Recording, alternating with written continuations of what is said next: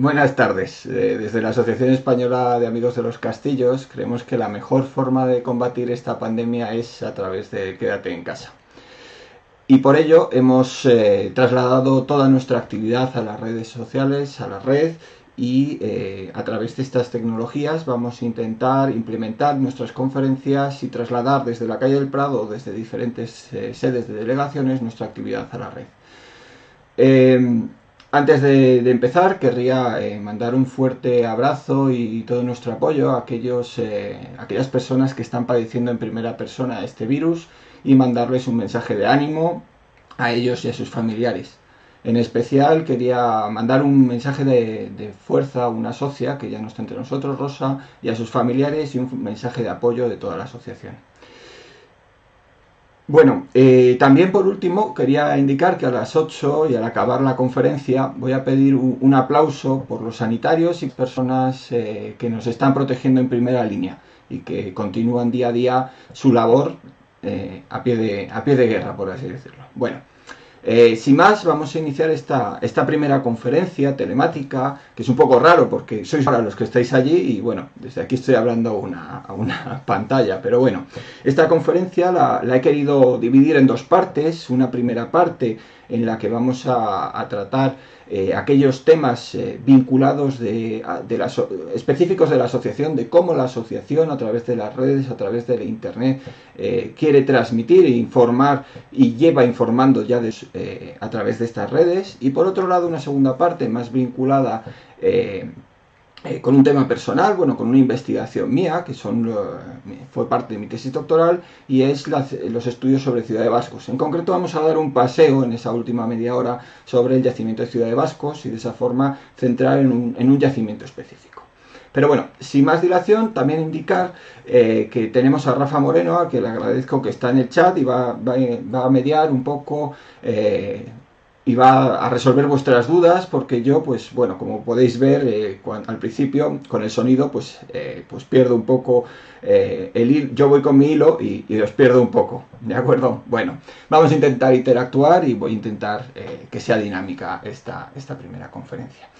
Por lo tanto, pasamos a hablar de estas redes sociales y de las redes y de cómo la asociación se muestra a través de las redes, y nuestro fondo fundamental es a través de su página web. La página web de la asociación, que se puede entrar, como todos sabréis, a través de castillosdeespaña.es o a través de castillosasociación.es, que nos llevan a la misma URL, nos lleva a esta página web que en el fondo, aunque parezca una página web normal, en el fondo es una base de información muy grande. Detrás de nuestra web tenemos un gran volumen de datos que nos permiten vincular a todas las delegaciones de España, nos permiten vincular a todos los castillos que tenemos inventariados y así un largo etcétera. Por ello, creíamos propicio hablar un poco de ella en esta primera media hora.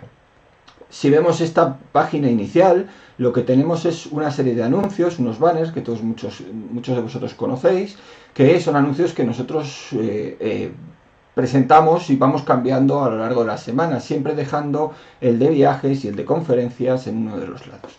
Por otro lado, tenemos estos tres vínculos externos. Bueno, este vínculo que son noticias de la asociación y de la actualidad, que pinchando podemos entrar en noticias y anuncios breves. Y por otro lado, nuestra página de Facebook y el inventario, del que hablaremos un poquito más adelante.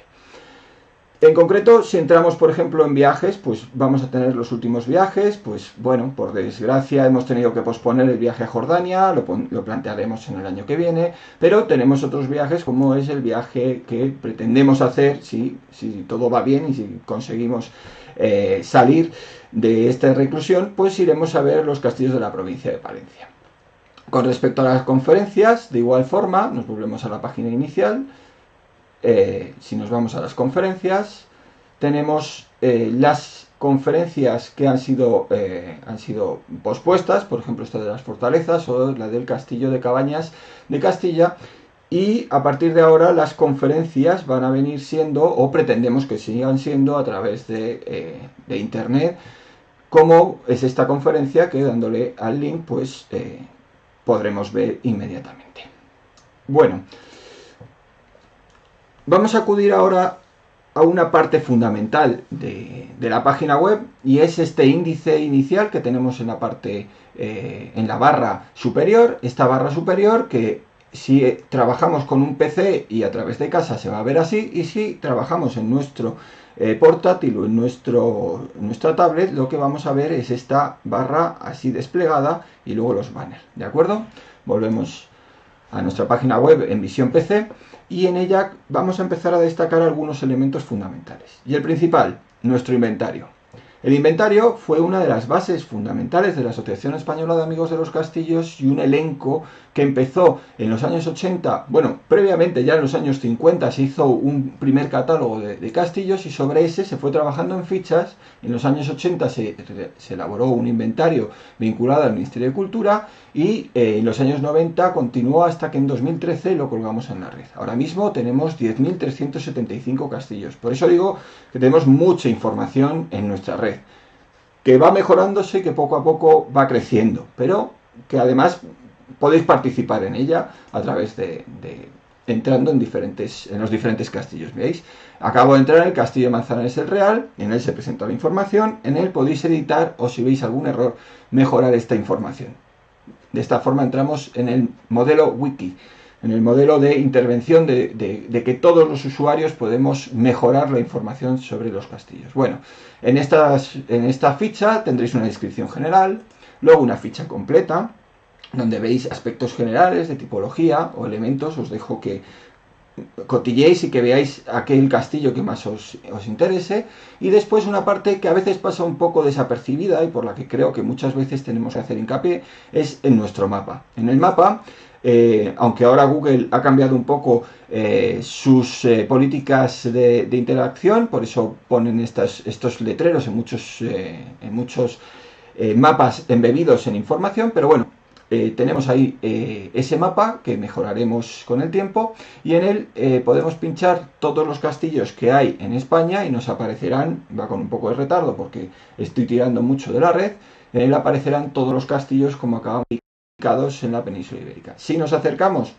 en concreto, perdón, hacia el castillo que estamos viendo, el castillo Manzanares el Real, aquí nos hemos ido a Madrid, pero podemos ir viendo todos los castillos que están ubicados en el entorno. Si nos separamos un poquito, nos dirigimos, aquí estamos en el castillo de Manzanares el Real, y en él, al acercarnos, pues tenemos la información específica del castillo, pero también de los castillos del entorno, por ejemplo, Manzanares el Viejo. Incluso al pulsar nos lleva a la ficha de información de este castillo. Aquí lo tenemos. De igual forma, nos va a pasar con los 10.000, o no con los 10.000, pero gran parte de los castillos que tenemos inventariados. Podremos de esta forma consultarlos a través del mapa. Volviendo otra vez al buscador, sí que me gustaría, para aquellos que, por ejemplo, estén haciendo estudios de una provincia específica, por ejemplo, ahora estamos destacando en el día de hoy los castillos que hay en León. Pues nos dirigimos a la provincia de León, los buscamos, prácticamente la base de datos nos muestra los castillos que hay solamente en la provincia de León. Y en concreto hay 92. En este caso, estos son los principales. Voy a intentar, todo esto va bien, os estoy leyendo en el chat y parece que funciona otra vez. Bueno, nos habíamos quedado en León. Voy a intentar avanzar, voy a quitar un poquito toda la información que había añadido, pero simplemente indicaros que en nuestro buscador, en nuestra base de datos, podremos buscar por las diferentes provincias, y además de las provincias por tipología, pues de diferentes tipos, desde edificios religiosos o demás, o desde época, pues por ejemplo edad contemporánea, ¿no? Y al darle a buscar, pues directamente nos mostrará en la provincia de León aquellas fortificaciones que nosotros tenemos en el inventario, que no es que sean todas. Bueno, continuando con nuestra base de datos, quería acudir al diccionario. El diccionario es una herramienta muy útil, sobre todo para aquellas personas que están comenzando con el estudio de las fortificaciones, y en concreto es bueno con respecto a otros diccionarios porque tiene una referencia fotográfica de primer orden, y si no, pues también tenemos una opción de buscar. Pues por ejemplo, Torre del Homenaje, que ya tenía hecha la búsqueda, al realizar la búsqueda nos sale el término Torre del Homenaje, y además de Torre del Homenaje nos viene una definición que ya recogió en su momento con los diferentes nombres que tienen las diferentes lenguas, el Leonardo Villena. En concreto, pues bueno, aquí tenemos una referencia de este diccionario. Continuando con algunos de los aspectos que queríamos señalar en esta primera conferencia, nos dirigimos, por ejemplo, a las publicaciones, y es que hace poco hemos sacado el nuevo boletín y en breve saldrá la revista Castillos de España. Si nos dirigimos al nuevo boletín, en él vamos a encontrar este número. Para aquellos que no seáis socios, tenéis acceso al sumario. Para los que sois socios, tenemos en este caso en el boletín un acceso directo a este boletín que en breve me dejará acceder, en el que podemos ver diferentes elementos y actividades de la asociación. Un boletín liviano, lo tengo aquí, es un boletín que bueno, pues nos permite un poco tener un contacto entre socios y sobre todo entre las diferentes delegaciones, que a su vez tiene una sección, como vemos, donde explican pues investigaciones, explican actividades que ellos han tenido. Bueno, continuando con el tema de delegaciones, me gustaría hacer referencia a que en nuestra página web están recogidas todas las delegaciones que tenemos en la asociación, y pues en ellas pues podemos acudir, por ejemplo, a la delegación de Aragón, donde tienen su página web, además de anunciar en esta misma viajes o elementos que ellos quieran que conozcamos todos. Entonces, de todas formas, podemos acudir a su página web y directamente en ella pues podemos navegar y ver sus diferentes elementos, o por ejemplo podemos acudir a un inventario que ellos también realizan allí, ¿de acuerdo? Continuando pues con otras delegaciones, tenemos Cataluña, tenemos Almería, también tenemos aquí su página web, podemos acceder directamente y pues con sus diferentes actividades, los castillos con un glosario y con diferentes referencias, pues es incluso pues, si uno quiere acudir a su sede, porque ellos tienen una serie de actividades que vienen reflejadas también en nuestra página web. Pues aquí tienen la sede en Gran Vía de las Corts Catalanes, y aquí tenemos también en la página web de Castillos de España el recuento de sus actividades y sus conferencias. También acudimos incluso a las de última creación, y en este caso la delegación de Palencia, que ha sido recién, bueno, está en proceso de inauguración porque iba a llevarse el acta constitutiva hace justo una semana, y pues bueno, nos ha acudido con este problema. Pero bueno, en ellas pues en ella, por ejemplo, han querido incentivar sobre todo muchos vídeos ahora al principio, y también enlaces con la Diputación y con diferentes elementos vinculados a esta delegación de Palencia. Bueno, aquí tenéis otra serie de elementos, y así brevemente era un poco lo que quería hacer referencia a nuestra página web, pero también, y no quiero dejar de hacer hincapié en la labor que sobre todo ha llevado mucho tiempo Rafa, y que llevamos unos cuantos aquí en nuestra página de Facebook, donde pues tenemos la suerte de gracias a la continuidad y al trabajo, pues que más de 40.000 personas nos siguen. Y bueno, en este caso, pues actualmente, ahora mismo, además de la conferencia que estamos siguiendo, tenemos, como podemos ver, un poquito más abajo, un segundo porque estoy cargando demasiado y espero no quedarme. Bueno, lo que venía a indicar es que estamos llevando todos los días un recorrido por todos los castillos, por aquellos castillos más significativos de la geografía peninsular, y destacamos uno por provincia. Pues bueno, esto es lo que estamos siguiendo en nuestra red principal, que es Facebook, pero a su vez también lo estamos haciendo en nuestra red Twitter, donde de igual forma lo intento de nuevo, yo creo que sí que me va a dejar, pero bueno, de igual forma pues continuamos con esta difusión del patrimonio fortificado desde las redes. Y nuestra última, la más joven, que es la red de Instagram, donde pues de igual forma, de esta forma más visual, pues tenemos tanto estos elementos fortificados de un castillo por día, como os recomiendo también el diccionario, donde a través del móvil podéis ir viendo diferentes palabras que estuvimos destacando durante el verano para llamar la atención de la sociedad. Bueno, he querido correr un poco más y no detenerme en determinados detalles para poder continuar con esta segunda parte de la conferencia. Y en concreto nos vamos a dirigir ya a un yacimiento específico, y es el yacimiento de Ciudad de Bascos, y quiero hacer un recorrido general por el propio yacimiento y por su medina. Si esto de aquí deja... Bueno, lo vamos a tener aquí de detalle, no quería poner esta publicidad, pero bueno, aquí se ha quedado. Bueno, el yacimiento de Ciudad de Bascos, que fue origen de mi tesis doctoral y que muchos de vosotros lo conocéis gracias a que he dado alguna que otra conferencia en la asociación, pues es un yacimiento muy especial, principalmente porque no tenemos fuentes historiográficas vinculadas al momento y que nos digan cómo se llamaba este yacimiento, por qué estaba este espectacular yacimiento en el área donde está ubicado, ni tenemos grandes referencias, y son las fuentes arqueológicas desde 1975 que se vienen excavando este yacimiento las que nos están aportando más información. En concreto, Ricardo Izquierdo Benito, profesor emérito en la Universidad de Toledo, de Castilla-La Mancha, actualmente jubilado, pero que sigue trabajando en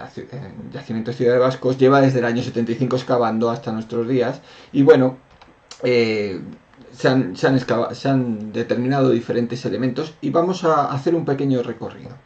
Bueno, Bascos se encuentra ubicado en el lado oeste de la provincia de Toledo. En concreto se encuentra en un afluente por el sur del río Tajo, el río Uso, y a 5 kilómetros del mismo. Esta ubicación tan cercana al río Tajo es lo que ha dado a pensar que es un elemento de control sobre este vado principal, que era Puente Pinos, y sobre el que se asentaba en época protohistórica un yacimiento como es el Cerro La Mesa.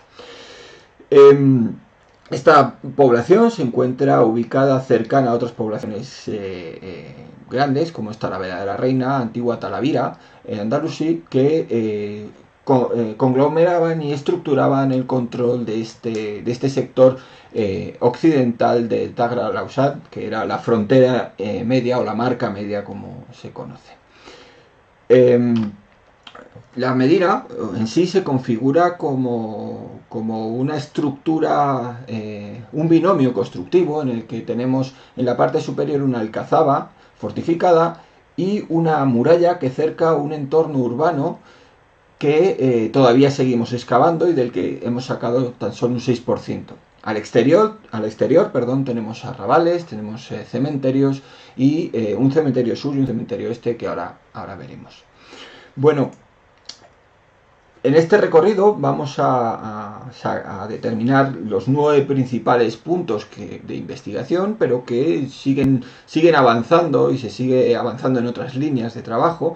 Pero vamos a hacer un recorrido sobre estos principales puntos. Vamos a ir primero de esta alcazaba y vamos a ir viendo cuál es y la importancia de cada uno de ellos. En concreto, estas excavaciones llevan, como indicando, 40 años. Aquí tenemos hace unos años, hace 5 exactamente, que celebramos los 40 años de excavaciones, y en las que las diferentes generaciones que han ido interviniendo en este yacimiento, pues nos reunimos para celebrar esta efeméride, porque, bueno, aunque solo hemos excavado el 6%, aquí también se ha desarrollado la propia metodología y el propio estudio de la arqueología medieval, ya que desde los años 70 en la península ibérica es cuando se empieza a hacer la arqueología medieval como un elemento de investigación y no solamente como algo vinculado a la historia del arte. Volvemos a nuestros puntos y en concreto nos vamos a la parte fundamental, a la parte donde está el poder gubernamental o, por así decirlo, el poder fáctico sobre la ciudad, y es la alcazaba. En la alcazaba hemos determinado en diferentes años de excavaciones 5 áreas principales. Un área principal, el área A, que tiene esta forma triangular y que, como vemos por su lado no se encuentra cerrada, no porque no lo estuviera, sino porque se perdió. De hecho, tenemos el muro que continúa en esta dirección hasta un bolo granítico, y de aquí hay una caída muy grande hacia el río Uso, que se encuentra en esta parte norte.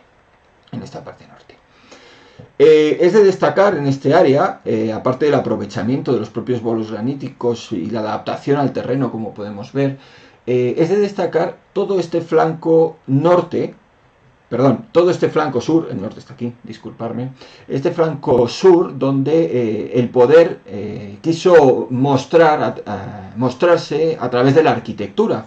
Y en concreto lo podemos ver en esta puerta, la puerta 1, la puerta 1 de la Alcazaba, que la tenemos aquí fotografiada, y en la que, como vemos, son dos, la estructura básica de las torres fortaleza en época omeya, sobre todo, son dos torreones grandes, de gran potencia en la base, que son unos 6-7 metros de potencia en la parte inferior, hasta los 6 metros de la parte superior. Como vemos, lo que destaca es en alto esta puerta, de la que solo han quedado las jambas, y de la que arranca esta puerta, la puerta de herradura, que sería el acceso principal a este primer recinto, al recinto militar o al recinto principal.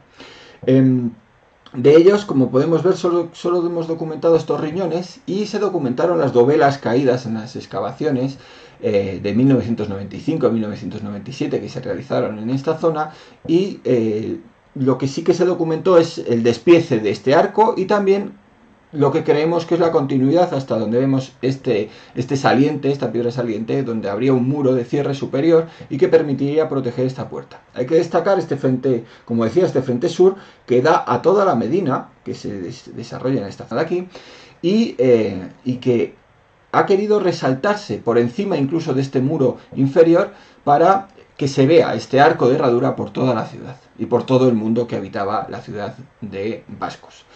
Justo en la parte inferior lo que nos encontramos es una estructura cuadrangular, que en un principio podría ser un albacar o una barbacana de protección de este acceso, que posteriormente fue adaptada como una mezquita en este espacio C.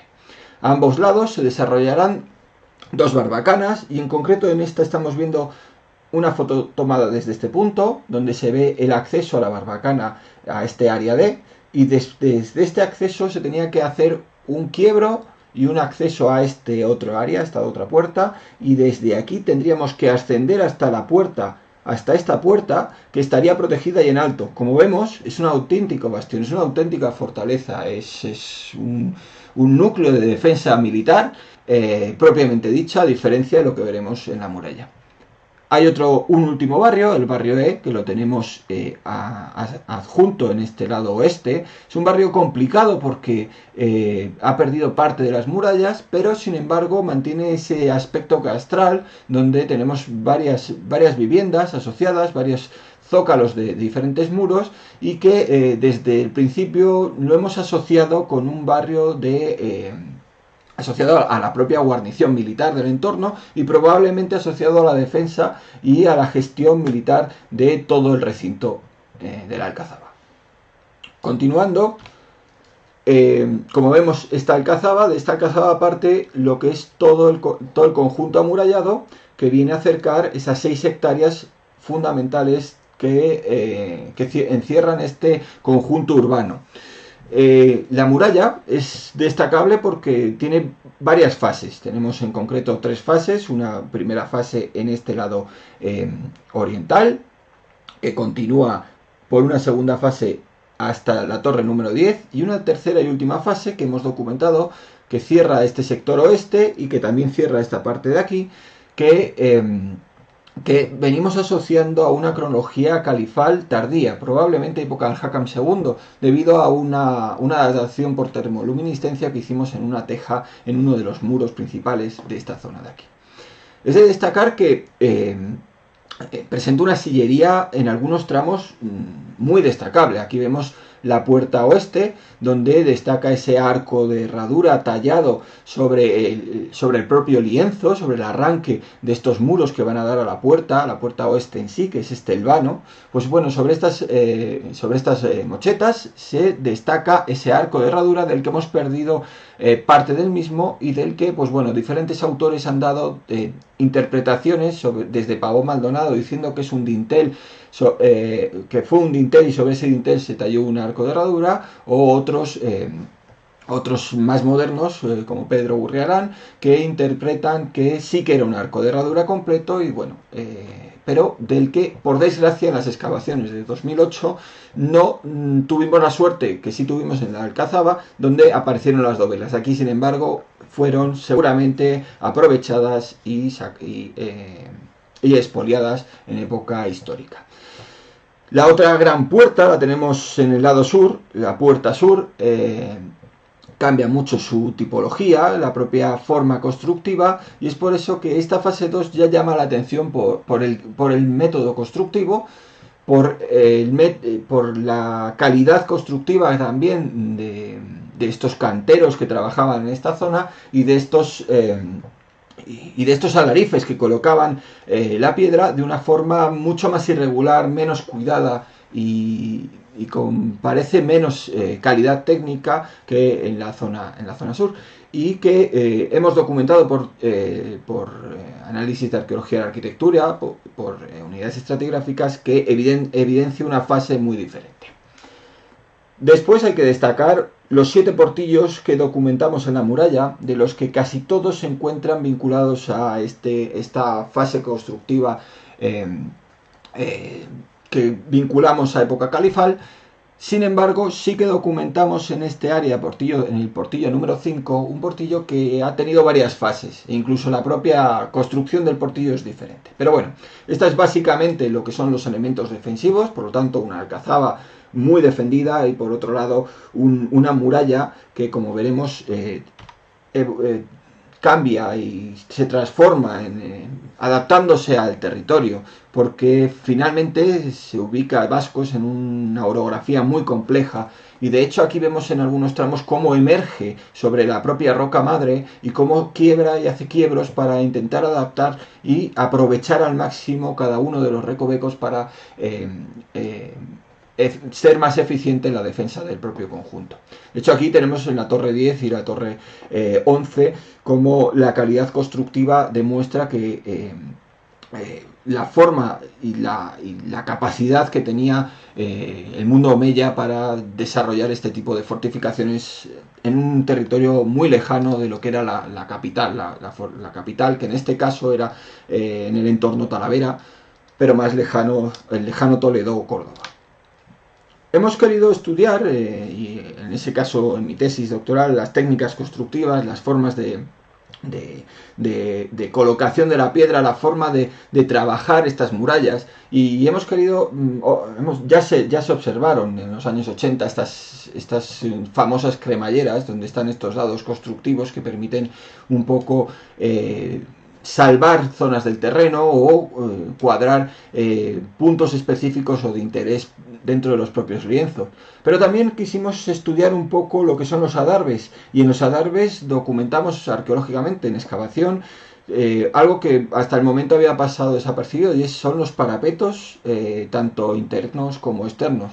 Esta zona de defensa externa, donde aparecieron, además de almenas, apareció todo un muro corrido a lo largo de toda la defensa, y que sabemos por la gente que se dedicó mucha gente a tirar abajo en diferentes periodos, incluso hace escasos 30 años, 40 años, venía gente del pueblo directamente a empujar estas piedras desde arriba para ver cómo caían. Bueno, pues en las excavaciones arqueológicas hemos documentado incluso algo sorprendente, y es que encontramos cal y encontramos, además de encalado, con almagra, un aspecto un poco raro que todavía no hemos sabido determinar a qué se debe. Continuando con el paseo, este paseo que hacemos desde nuestra casa por las fortificaciones y por el entorno de la ciudad de Vascos, queríamos destacar el área de la vaguada. Este área denominada así por la vaguada que se establece justo al sur de la propia Alcazaba, ha determinado un barrio muy grande, muy potente. En él hemos documentado unos patios que configuran la estructura urbana, y además cómo esta estructura urbana además viene entera focalizada para el control del agua y la canalización de este agua hacia la calle principal y de aquí hacia la puerta oeste. Por lo tanto, el control del agua es muy interesante. Luego en este área se ha documentado, sobre todo en esta parte que aparece en este lado, aparece en oscuro, toda esta zona de aquí apareció un oratorio, un pequeño oratorio, algo llamativo, e incluso una zona que hemos planteado puede ser un zoco, un centro de comercio, porque aparecen viviendas muy pequeñas que no son viviendas realmente, sino que tienen una zona de taller interior y una parte exterior que da al patio principal, que creemos que pueda estar vinculada al comercio.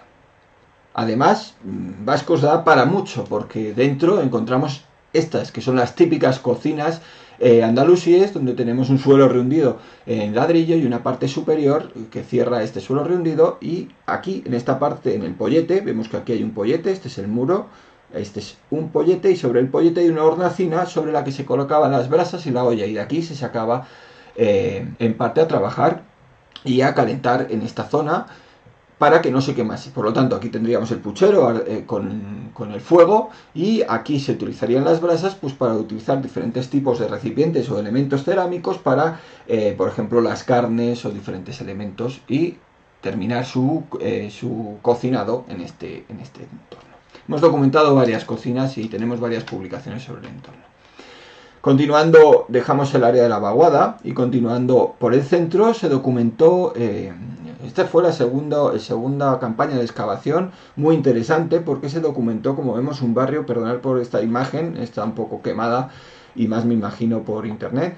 En este sector encontramos toda una pavimentación realizada, es proceso, en una sillería interesante, y lo que llevó a pensar que a lo mejor aquí se podía encontrar una mezquita o algún elemento, pero lejos de la realidad. Lo que nos encontramos es un barrio con un patio principal, y junto al patio se descubrió este horno que en un principio no se supo de qué era, y gracias a las últimas dataciones por termoluminiscencia, en este caso aplicado al granito, que se quemó y vemos aquí la zona rosa, pues nos han determinado que esto era un horno que no alcanzaba más allá de los 600-700 grados, por lo tanto un horno que no podía ser de metalurgia, sino más vinculado a procesos artesanales.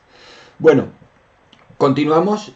Vamos al área del portillo 5, este punto 4, es el área del portillo 5, este es el portillo que os indicaba hace un momento, que era de un sistema constructivo antiguo y posteriormente recrecido. Pues bueno, en él lo que estructuramos es una serie de adarves. Esta imagen está tomada desde este punto, esta imagen está tomada desde este punto, y lo que vemos es esta calle. La vemos por aquí, y aquí abajo está el portillo de la Morera. Es que no me ubicaba bien, aquí está. Esta imagen está tomada desde este punto, perdonad. Y lo que vemos es una serie de adarves mucho más pequeños que las calles principales, y que van todos a confluir en este portillo de salida, y en este área que encontramos un basurero muy grande. Bueno, pues en este área se excavó en los años 80, se documentó en esta zona también una cocina. Esta habitación de aquí es una cocina, y se documentó una pieza muy interesante que tenéis en la página web de Ciudad de Vascos, que es una pizarra donde está decorado un pavo real. Bueno, saltamos y nos vamos ahora hacia el punto número 5, hacia el área de la puerta oeste. Hace un momento analizábamos esta puerta, pero al interior tenemos un barrio muy interesante, con un patio de nuevo, y en torno a ese patio se estructura la serie de viviendas que se excavaron, que ha quedado por excavar todo este área exterior, y al otro lado una calle y con sus accesos, y a este otro lado lo que documentamos es un área militar, porque desde aquí se accede con una escalera al adarve, a la parte superior de la muralla, y por otro lado aquí tenemos un patio donde se encuentra una estructura muy interesante con una serie de agujeros de postes de madera, donde probablemente fuese un elemento de limpieza, de fregadero de esa vivienda, porque tiene una piedra en granito horadada, y sobre la que caía agua y continuaba, y se utilizaba ese agua para las labores probablemente de limpieza en esa vivienda. Saltamos ahora y nos vamos a la puerta sur. En la puerta sur es el área donde hemos estado excavando últimamente, es el área donde desde 2009 se han centrado nuestras investigaciones, determinadas sobre todo por una serie de evidencias interesantes. Y es que, por ejemplo, nos apareció esta vivienda de aquí, aparte de la calle principal, que es de 2 metros y que continúa hasta la Alcazaba, pues nos aparecieron algunas viviendas muy interesantes. Y esta vivienda de aquí apareció, documentamos este suelo que veis aquí, es una almagra, un suelo de almagra, que tenía un suelo por abajo también de almagra, y además en las paredes también tenía recubierto de almagra. Algo muy interesante porque pues no tenemos referencia. La almagra normalmente se utiliza para líquidos y pues sobre todo, por ejemplo, en aljibes, donde se coloca en las paredes y en el suelo, porque el óxido de hierro lo que impide es que entren bacterias. En este caso es un elemento extraño, y pues bueno, las investigaciones con el tiempo pues nos darán un poco más información sobre por qué se utiliza este suelo de almagra. Al otro lado de la calle lo que tenemos es una vivienda muy grande que fue transformada en diferentes fases, y aquí se documentó un área pavimentada donde ha planteado Ricardo Izquierdo que aquí podría haber un caravansar, porque hemos documentado los polletes donde iban los animales para los abrevaderos, donde estos animales que entraban por la puerta sur directamente accedían a este espacio de hospedaje para posibles comerciantes. Lo creemos así porque da acceso también a un patio bastante grande del que continuaremos excavando en las próximas campañas. Bueno, hay que destacar que esta puerta, a nivel de fortificaciones, que esta puerta sur, se descubrió también esta barbacana en L, que cierra el acceso y que permite, y que probablemente fuese de época taifa, en un momento de conflictividad entre los dos. Voy a acelerar un poquito porque me estoy retrasando un poco. Aquí vemos ese suelo que os comentaba, ese suelo de almagra. La foto de nuevo está muy...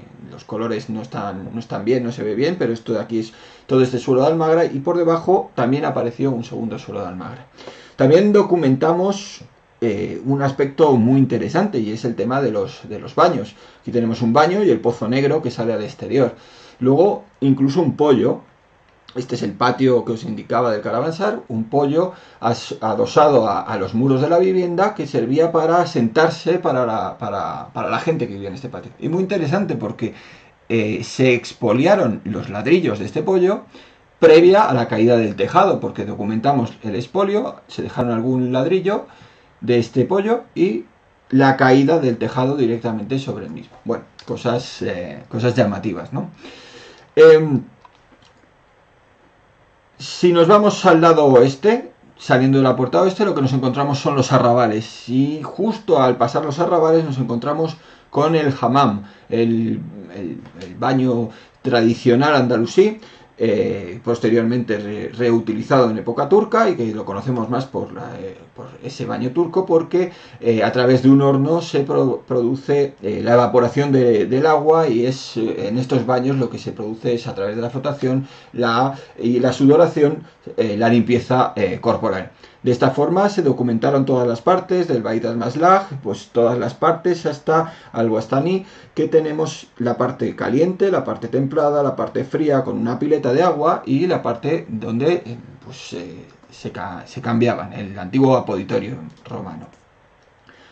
Bueno, en la anterior también tenemos este elemento, porque estos son unas tenerías que tenemos aquí que aparecieron, y en estas tenerías se documentaron elementos de trabajo de la piel y de tinte además. Bueno, continuando, antes de pasar, el arrabal se desarrolla por toda esta zona oeste y llega lindando a través de viviendas y diferentes elementos que se ven en superficie a la Makbir, a la Makbara sur, donde se excavó una ingente cantidad de tumbas, donde aparecieron muchas de ellas muy destrozadas por la acidez del suelo, y en algún caso incluso se hizo algún tipo de estudio. Bueno, tenemos por tanto esta enorme Makbara sur, y esta otra enorme Makbara perdón, que se me revuelve esto, perdón. Esta Makbara sur y esta Makbara, esta Makbara sur y esta Makbara oeste, ambas muy diferentes, incluso en la forma de construirse y de adecuarse. Por ejemplo, en esta vemos todas las tumbas muy juntas, y sin embargo en esta hay grupos de tumbas, como si fuesen grupos tribales, no lo sé, es algo que en futuras investigaciones trabajaremos. Respecto al número de población, ya que hemos visto los cementerios, pues nosotros hicimos un estudio de cómo eran las calles principales, cómo accedían a través del sistema de información geográfica, y luego hicimos un estudio de las viviendas y de los modelos de viviendas para saber el número de viviendas y de individuos que había. Con ello hicimos unos rangos de población, desde una población baja a través de algunos estudios de cementerios que se han hecho con solamente 4 individuos o 5 individuos, lo que daría con el número de viviendas que hemos sacado en metros cuadrados, que serían unos 434, unos 1736. Y el número de viviendas en el sistema de información geográfica, que nos daba unos 478, nos daba un total de 1912 individuos en la parte baja, o sea, 4 individuos, que son muy pocos para la época. Sin embargo, si nos vamos al otro extremo, a la alta, nos iremos a unos 4.000 individuos y podemos estar en torno a los 3.000 en un punto intermedio, que es lo que creemos que tendría los habitantes que habría en Vascos. Bueno, estas son algunas de las líneas de investigación que estamos llevando en Vascos, algunos de los estudios, desde levantamientos fotogramétricos, desde levantamientos con láser escáner, desde una red geodésica entera que hemos levantado en el yacimiento, y todo eso, su vuelco y su trabajo en fichas y en sistemas de información geográfica que nos permiten y nos avanzan en el estudio y en el análisis de estos yacimientos. La última novedad, bueno, pues no sabía si quitar esta diapositiva, porque esta ha sido la pasarela dichosa o el acceso que iba a tener Vascos, y por el cual ahora mismo Vascos se encuentra totalmente parado. Esperemos que en un futuro alguien pueda acceder por esta pasarela y pueda acceder por el barco que venía desde Azután, o si no es por el barco, a pie, por alguna de las vías que se planteen, para poder acceder y visitar este yacimiento en un momento en el que nosotros podamos salir, ¿no? Porque ahora mismo pues estamos en este estado de reclusión como si estuviésemos en un castillo, ¿no? Asediados. Bueno, sin más, y como van a ser las 8 y realmente solo quería que, bueno, todavía queda un poquito, os he dejado aquí la página de ciudadevascos.com, que es el enlace donde podéis ver esta información que os he ido indicando. A ver si no se cuelga. Bueno, aquí tenéis la página web y en ella podréis un poco navegar. Es una página web que hemos hecho el equipo, que deberemos actualizar, pero bueno, aquí tenéis un poco esa información y os incentivo a que acudáis a ella y que investiguéis un poco, pues aquí viene mucha información sobre la misma. Bueno, como queda un poquito hasta las 8, si queréis, si tenéis alguna pregunta que hacer por el chat, pues estoy aquí a vuestra disposición. Creo que os voy a ver. Quedan 3 minutos, os voy a ver si esto quiere. Está dando una guerra. Aquí está.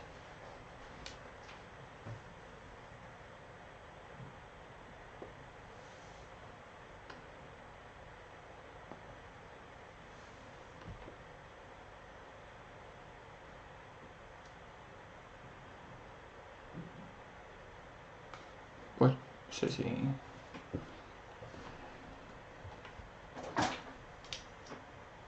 Voy a ver si...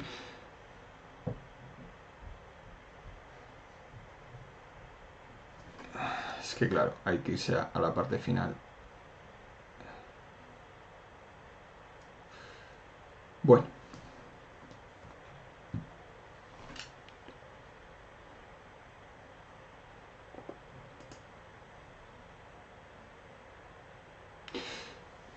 Sí, hola Rafael, muchas gracias por tu pregunta. Sí, en efecto, se han encontrado flautas realizadas en hueso. Eh, y creo que es el único elemento que se ha observado directamente como instrumento musical.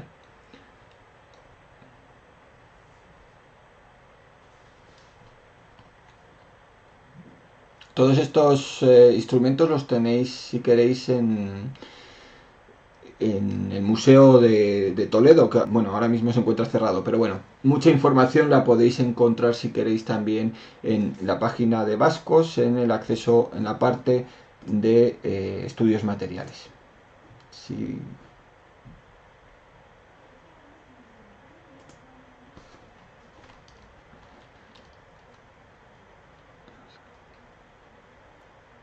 Vale.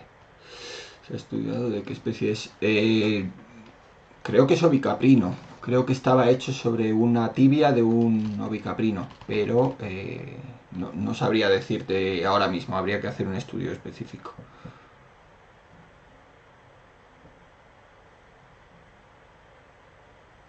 De nada, un placer. ¿Tenéis alguna otra pregunta?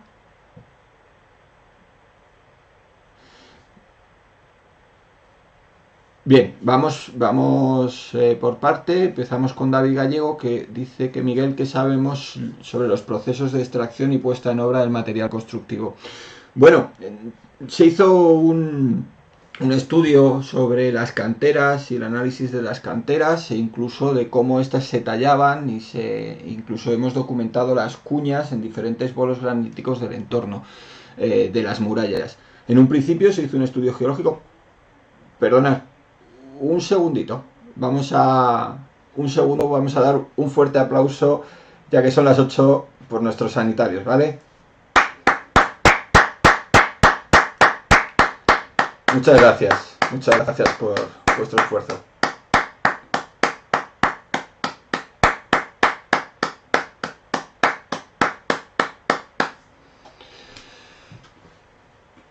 Vale, perdonad, ya. Por lo menos quería dejar ese detalle. Respecto a lo que me comentas sobre el material constructivo, podría buscar algunas fotos, pero nos extenderíamos mucho.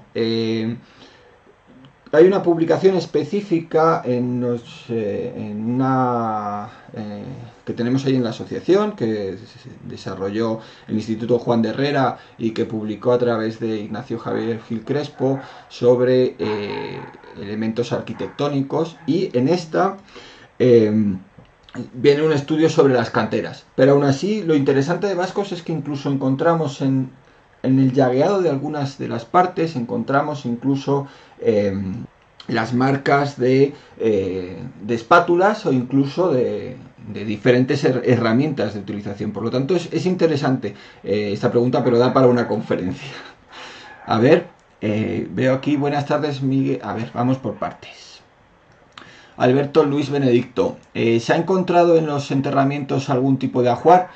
Bueno, en realidad no se han encontrado ajuar, realmente se ha encontrado un pequeño anillo en uno de los enterramientos, en una de las inhumaciones, pero debido a que en la tradición islámica, en la tradición musulmana, se entierran sin ningún tipo de ajuar. De hecho, se entierran, se les lleva en parihuelas y se les hace una mortaja, y en esa mortaja directamente se les entierra directamente sobre el suelo, sin ningún tipo de ataúd. Eso es lo que ha provocado además que se haya perdido todos los huesos debido a la acidez del suelo, y solo nos hayan quedado dientes, dentición, y nos queden algún que otro hueso, poco más.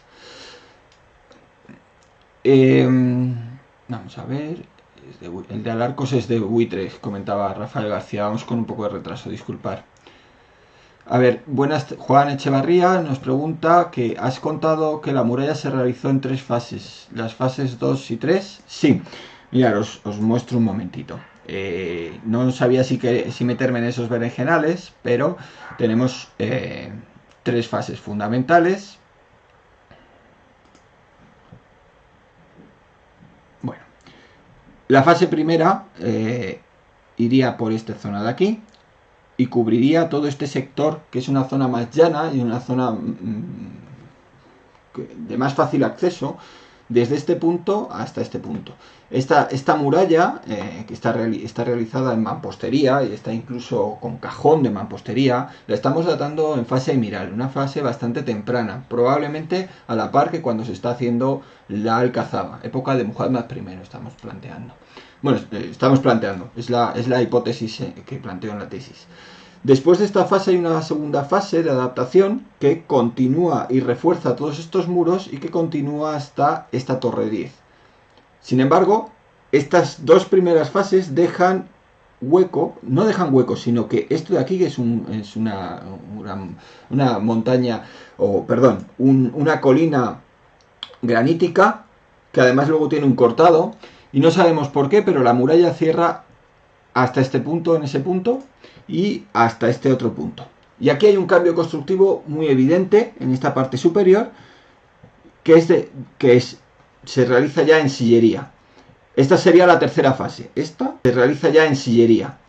Esta sería la tercera fase. Esta y esta tercera fase de cierre. Por lo tanto, tenemos época de Muhammad I, época emiral posterior y después época califal, que es la de cierre. Esas serían la primera, segunda y tercera fase. Y después habría otras fases que sería de transformación en época taifa y finalmente de abandono.